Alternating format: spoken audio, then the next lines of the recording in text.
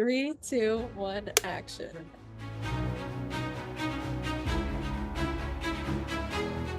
Welcome back to episode 19 of As Seen on Screen. I'm Gracie. And I'm Nicole, and we're your source for entertainment news, reviews, interviews, and conversations. Yeah, today we are at TIFF. We've been at TIFF for 6 days now. Yes. That's why we're both looking a little rough, but we're running collectively probably the last 6 days. I would say like 10 maybe hours. maybe 20 realistically hours of sleep for the last 6 days. Yeah, so great. No sleep, movies, more red carpets. I wouldn't have it any other way, to be honest with you. Love it. I love it. So we're doing a bit of a different episode today. Yes. We are going to be talking about a few reviews and also some red carpets that we both worked. Yes. So let's get right into it. Okay, so we're gonna do a little speed round kind of reviews. We're gonna both list what we've seen, and then we're gonna go into a few specific reviews for some of these films. Being very honest, we have seen a lot of the same films, so I don't know if this will even be much different, but okay, you go first. My watch list so far, I feel like this is not every. I feel like I've watched more. Wait. So starting off, I watched Oh Canada. I watched Daniela Forever. I watched The Luckiest Man in America. I watched We Live in Time. I watched Riff Raff, The Life of Chuck, On Swift Horses, Night Bitch, Bring Them Down, Friendship, and Amelia Perez. And Queer. Love it. Yes. What about you? Okay. I started off with Daniela Forever. Then I saw The Substance, Luckiest Man in America, Riff Raff, We Live in Time, The Life of Chuck, The Last Showgirl, On Swift Horses, Night Bitch, Heretic, Friendship, didn't see the very ending of it, Disclaimer, Queer, and then before the festival, I also had a chance to screen the films Rumors, Honora, and the Tragically Hip No Dress Rehearsal series coming to Prime Video in a few weeks. Now we're going to go into a few quick reviews because obviously we can't talk forever. We got a long day ahead of us. Let's start with The Life of Chuck, because that is a film you and I both really loved. I love Mike Flanagan. So walking into this, I was expecting to be very scared because obviously he's done like Haunting of Hill House, Bly Manor, Sleep, Midnight Mass, all of these really creepy, mind-messing type films. That being said, I was very surprised by how Life of Chuck turned out because it wasn't necessarily scary. It was more so looking into the human experience and how we go through life from being a kid to all the way up until death. But yeah, it was very insightful. Yeah. But also so beautifully done and shocking for something that came from Mike Flanagan and Stephen King. So I loved it. Yeah, I have basically the same opinion. I thought it was a great film. It was mysterious, it was funny, it was like charming at times too. I loved how they go in an order that you wouldn't necessarily expect. It actually goes backwards. There's 3 chapters. Yes. So in each chapter of the film, it shows Chuck, the starring character, who's played by Tom Hiddleston, at different stages in his life. And it goes backwards. It doesn't go chronologically from start to finish. So it's very interesting how they do it that way, and I'm glad they did it that way. We both were talking about this because it makes sense, and it definitely made it more intriguing to watch doing it that way. It would be a way different story if it went chapter 1 to 3 as opposed to 3 to 1. It'd be less effective for sure. And then I love that. I loved piecing together all the small intricacies because there's so many little lines or sayings or whatever that you pick up on that were said like in chapter 1 that you see said again in chapter 3 because of different people in his life who've influenced him and things he's passed along. So I think those are all really interesting. It was great to see them pieced together. But I agree, it's definitely different work from Mike Flanagan, and I love it. I think it's amazing. I hope this gets picked up by a distributor because this is a great film and more people need to see it. But yeah, and again, definitely different work also from Stephen King too, was something we talked about. But nonetheless, it's a very cool film. It makes you think a lot. For sure. It's but it doesn't take away from the entertainment factor. Like you're not sitting there like pondering about it, like you're just actively thinking about what you're seeing. Also, that dance scene that they had was phenomenal. Like I loved it. I loved it. It was so unexpected when it started. Like you knew it was coming, like when it was coming, but it was like he started So dancing. random. It was Tom. So if you haven't seen online, Tom Hiddleston has a dance scene in this film, and it lasts for like 4 or 5 minutes. Like it's Actually, it's long. 6 minutes. Yeah, I talked to the actress that was in it, Yeah. and she said they were dancing for a good 6 minutes, which is odd for like a movie that isn't a musical. But it works. I promise it you it works. works. I It promise works. you. So Life of Chuck, I gave it a 4.5 out of 5 on Letterboxd. I think you gave it the same, I want to say. I gave it a 4 star. Yeah. Okay. Next one I want to talk about is We Live in Time, because this is my favorite at the festival so far. We love. I thought I was so happy that this film was as good as it was because I had such high expectations for it going into this festival. Florence Pugh, Andrew Garfield, if you haven't seen the trailer yet, it basically tells their love story in a non-linear way. It goes back and forth from when they first met to like a present, like I guess the present timeline that the movie's taking place in, and everything in between. And it just jumps from scene to scene to scene with no order at all. It just goes back and forth throughout their life together. And you would think that would sound confusing, and you would think that it doesn't give you a lot of context when you start off, but you don't need the context and you get it right away. And you piece things together as it goes, and it makes sense on its own. Like you're not trying to make sense of it. Florence Pugh, Andrew Garfield are Chemistry. spectacular together. Like I cannot even tell you how well they work together. Chemistry, romantic, they just feed off of each other's energy so well. It is so believable, and it was so important for the story because the whole story is based around believing that they're so in love with each other because it talks about different issues that they go through, and just the realities of life, and it's something everyone goes through. So they did a fantastic job. I cried like a baby. And I just loved it. I gave it 5 stars. I loved it. I gave it a 4 star. Originally, I gave it a 3.5, but then I thought about it and I was like, okay, I'll give it a 4.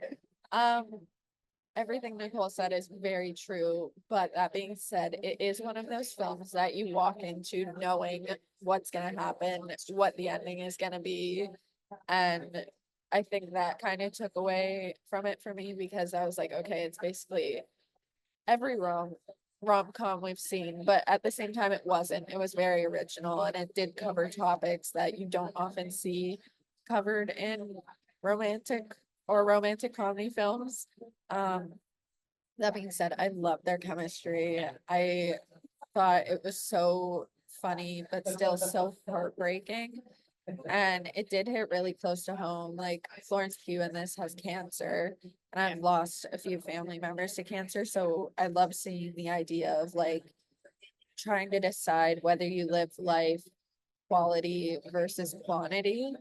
And I think it's heartbreaking, but it's also such a real topic that people don't cover. And yeah, I loved one of the things that I loved was when the meme of the horse came up, everyone in the audience started laughing. Right. So I'm glad that was reciprocated through everybody. I'm glad everybody knew what this meme was. I find it so interesting when you're talking about there that you knew the ending, which of course you do. Yeah. And I don't know if it was you I was talking to right out of the theater or someone else, but I think I said to someone, I actually didn't mind that you knew the ending because I think for me when I watched it, it wasn't about where the ending was going because again, you knew where this was going. It was Yeah. just about their life. You know where it started, you know where it ended together.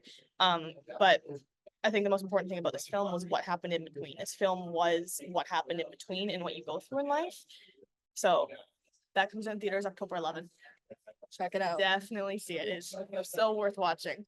Another one I'd love to talk about because we've talked about it a few times on here is Night Bitch, starring Amy Adams. And let me just start off by saying we were pleasantly We were surprised. haters going into this We were. movie. We were haters. Okay, well yes. Not of Amy Adams, but of the concept. Like the trailer. We were haters. With that. The trailer's not great. And it's funny because on Twitter and or X and on Letterboxd, everything I see basically from critics after we came out of the premiere for this movie was that everyone said, don't watch the trailer, ignore the trailer. It does not Very even valid. come close to doing this justice.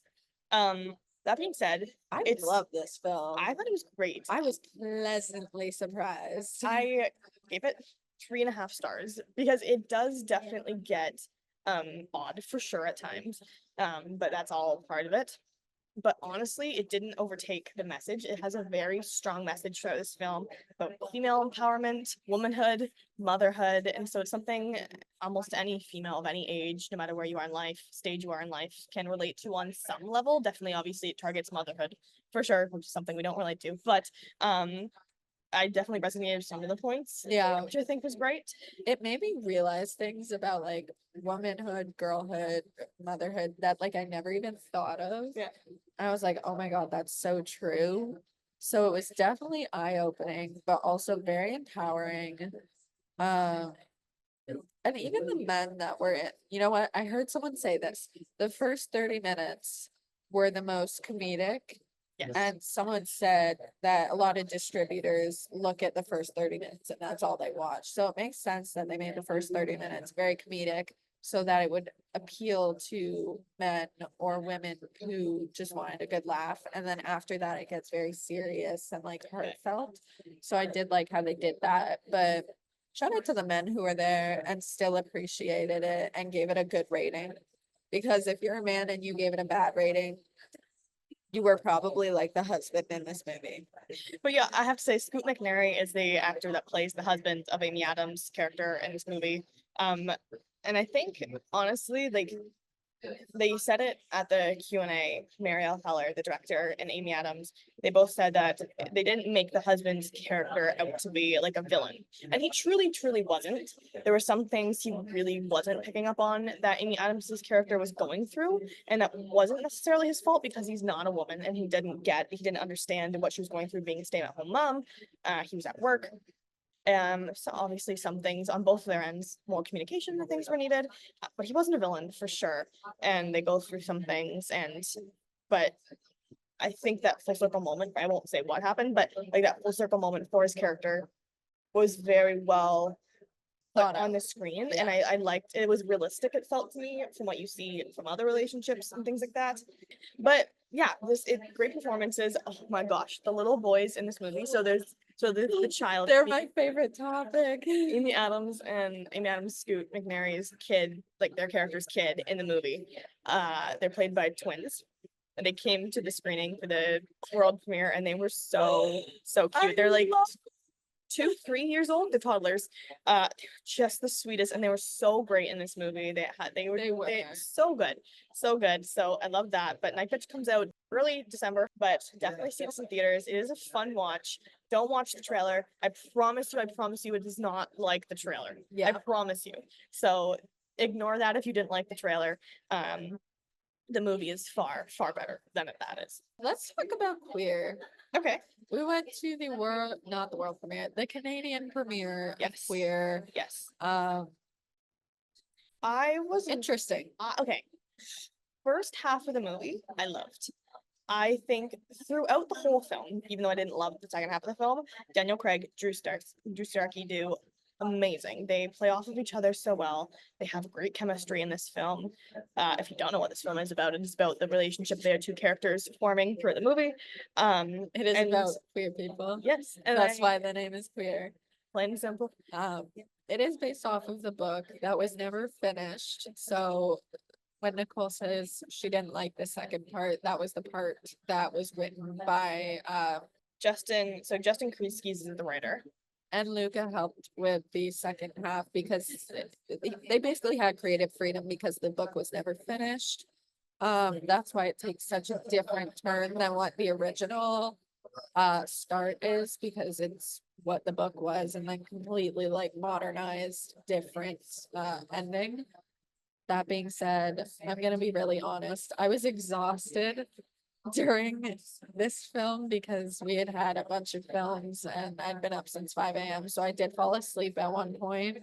Not because the film was bad, just because I was exhausted.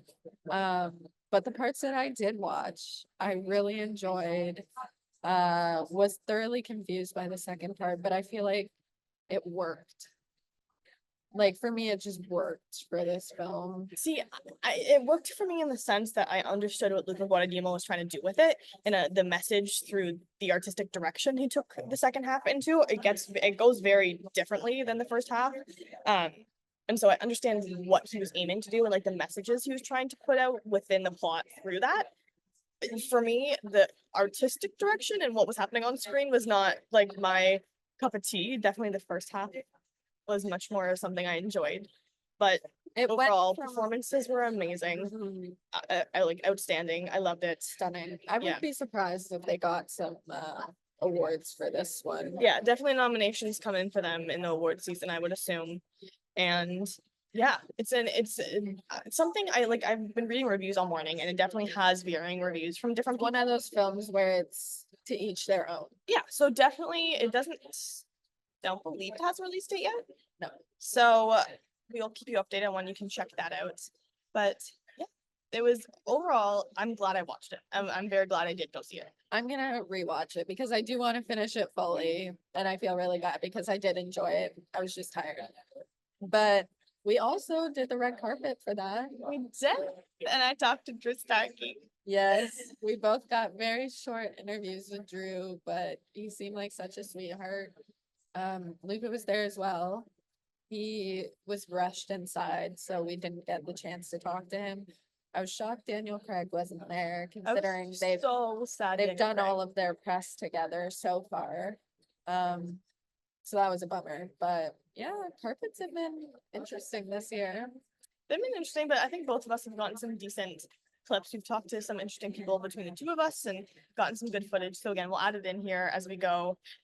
Drew, it's a pleasure to meet you. I'm Nicole. Yeah, nice to meet you. How are you? Good, thanks. How are you doing tonight? I'm doing great. Yeah. Congratulations having you here at TIFF. It's so exciting. No, we're honored to be here. Yeah. Yeah. So your character Eugene is unlike anything we've seen from you before. I'd love to know, when you first sat down with Luca, what about his passion for this project solidified for you that you wanted to take on this challenge portraying Eugene? Well, I mean, this film's been in Luca's mind for so many years. I think he read Queer when he was a teenager, and so I think he's always wanted to adapt this.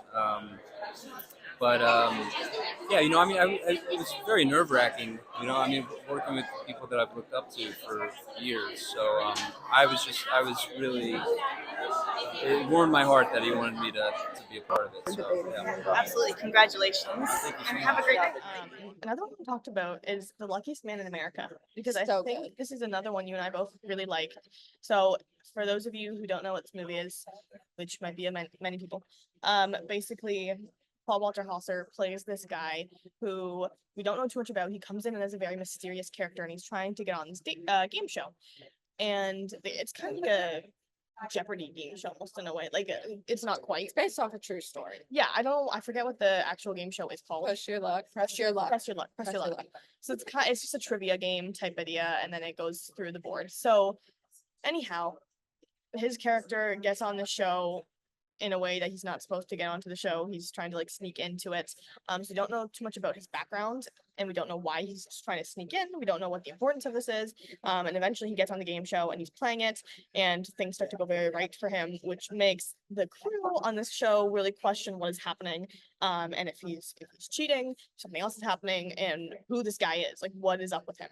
So I loved this. I thought it was great. Again, Paul had an incredible performance. Yes. He did really well at convincing us how Like kind of like crazy. yeah, crazy. And he was just, there were so many hidden layers to him that they start to peel back as the movie goes on. But he did a very good job portraying those aspects. And it was interesting. Like the plot kept me interested the whole time, and the plot kept developing, which I appreciated, because I feel like there are a few movies that I've seen here where I felt the plot kind of stopped at a certain point, and it was just on like. So I did like this one a lot. I gave it a 3.5 stars. I gave this a 4-star. I really enjoyed it. Same thing that Nicole said. It reminds me a lot of Dumb Money, which was at TIFF last year, and I really enjoyed that one as well. So I guess I just have a thing for like true story money. True story money is True story Gracie's new money is genre. a new genre that I'm creating. Yeah, it just sounded really intriguing because you think you know this man the entire time, and then nonstop he's just giving you twists and turns. And I think it's so not strange, but interesting that he's a real person, and like that went through someone's mind. Yeah. And it was a thought process. Yeah. So I think that's why I find it so interesting, but the performances were stellar. Plotline was fantastic. We'll keep you updated on if it ever gets a distributed. Yeah. I want to quickly talk about, I know you haven't seen these two, and I don't know if you have ones that you want to talk about that I haven't seen, but I saw Heretic, the world premiere for that. I was also on the red carpet for that. And I thought this horror movie was very, very interesting. I gave it 3.5 stars. There were some aspects I wasn't crazy about, but the ones that I did, like the parts I did love, the first 40 minutes are phenomenal.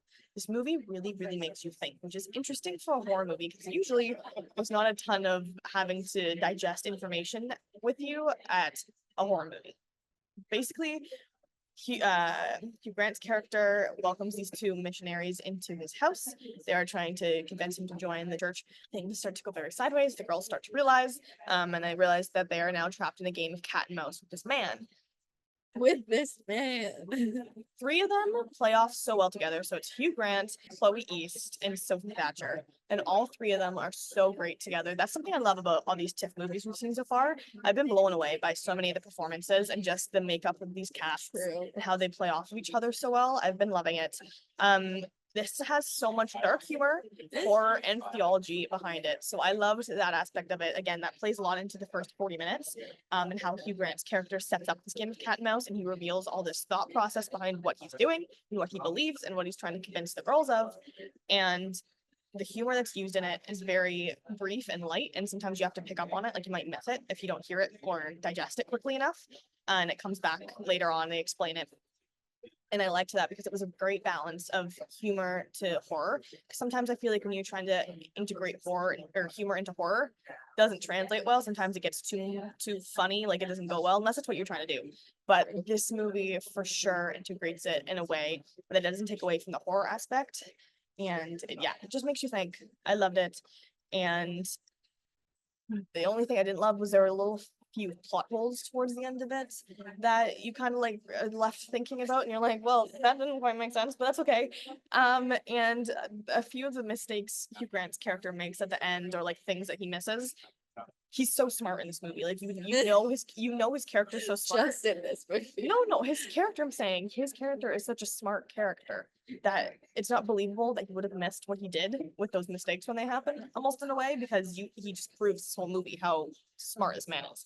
So those 2 things for me didn't quite translate well, but the rest of it I thought was fantastic. So definitely worth the watch when that comes out in November. And Hi Hugh, it's a pleasure to meet you. I'm Nicole. Hello, Hugh. Over your career, we've seen you in such a range of films. I'd love to talk to you a bit about what types of roles do you feel most creatively free to play and add your own touches to. I seem to like, especially in the last 7 or 8 years, really fucked up, complicated, twisted freaks. Perfect. Is that what we see tonight in Heretic? I think you might. Yeah. Well, thank you so much for your time. Okay. Have a great night. Thank you so much. I'm Nicole. It's great to meet you. You look beautiful tonight. Sorry. Love this outfit. You look amazing. So we've seen you in a number of horror and thriller roles, TV and film over the past few years. I'd love to know, what is it about the genre that inspires and motivates you creatively as an actress? I think within thrillers and horrors, because it's the highest stakes possible, it feels like a release as a person emotionally, where you kind of can like get out all your emotions on set, and sometimes relate it to personal things and just like cry it out. It feels therapeutic. It feels very therapeutic to an extent. But then also there's so much amazing horror out there that's avant-garde and very classy, and I think it's like taking a really nice turn. And during this time, it's been very tough time. And this isn't your first time working with Scott and Brian. You previously worked with them as when they were the writers on Boogeyman. What was it like kind of interacting with their work this time, not only as writers but also as directors? Yeah, I never really, they were on set for like 2 days in my last movie. It's always interesting working with the duo because they're very collaborative and they have different ideas, but they're very in sync. They felt like twin brothers, but it felt like we just got 2 different really beautiful perspectives. So it was just like, the more the merrier. It was great. It helped. It really did. It was like a more well-rounded perspective. And quickly want to mention, disclaimer, it is a series coming to Apple TV. Yeah, And- I'm seeing that tomorrow, and I'm super excited. Nicole has hyped it up like crazy. I saw the first 3 episodes. They're playing all 7 episodes on Sunday, so I'm hoping to go back and see the last 4 episodes so I can catch them. But I was blown away by this. This is Kate Blanchett, Louis Partridge, Kevin Kline, Sacha Baron Cohen, Leslie Manville, and Layla George. And again, cast wonderful. It goes through 3 different timelines in a way, and this is another movie, but they all like work together. It's not like one after the other. They just go back and forth between all of them. And who the characters are. You sometimes see them younger, sometimes see them older. And I love this. I love the storyline. It's basically Kate Blanchett's character is a journalist. Something in her past comes back to haunt her when this man publishes a book about something she did, and secrets start to unravel, and you're seeing all the things unravel at different points of when they happened and in the future, and that kind of idea. It's great. It is a great mystery, great thriller, and I'm so excited to see the last 4 episodes. Obviously, I don't know where it goes, so I don't want to say too much. But I was very impressed by the first 3 episodes that we saw, and I loved hearing from the cast. And director Alfonso Cuarón was so great. He put this together so beautifully and so appreciated. So yeah, I'm very excited to see the last 4, and you should definitely watch this when it comes out on Apple TV. Okay, so that is all of our reviews that we have for you today. Hope you enjoyed hearing some of our quick reviews and seeing some of those interview clips we have as well. We're still here. I'm still here. Hopefully there's more. I'm still here for another 6 days. I'm here 6 for days, 5 another days, 5 days. 3 days. Yeah, 6 days for me.